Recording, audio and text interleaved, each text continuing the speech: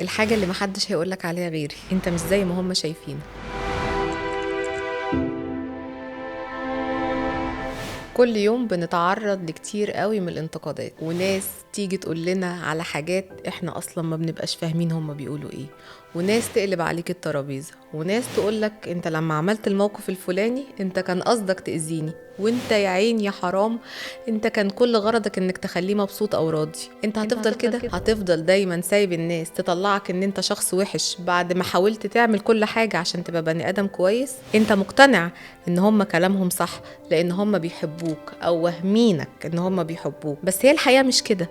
الناس لما بتشوف المواقف بتشوفها من عينيها، من تفكيرها، بالنضارة بتاعتها، ما بتشوفهاش زي ما انت بتعملها، لان اكيد انت لو بتعمل حاجة وقصدك نية خير او قصدك حاجة كويسة لازم هم يشوفوها كده لو هي ناس فعلا فيها خير. لما حد يجي يقلب عليك الترابيزة ويقول لك اللي انت عملته ده كان غلط واللي انت عملته ده ما كانش صح، وهو اصلا المفروض كان قصدك بيه ان انت ترضيه وتسعده، يبقى هو كده بيكلمك من وجهة نظره هو، وهو كده شايف نفسه هو، مش شايفك خالص. دايما احكم على نفسك وخليك مدرك ان اللي انت عملته كويس او ان انت اللي عملته وحش، ما تسيبش الناس تحكم عليك. واوعى تنسى دينا هتدورها في دماغك.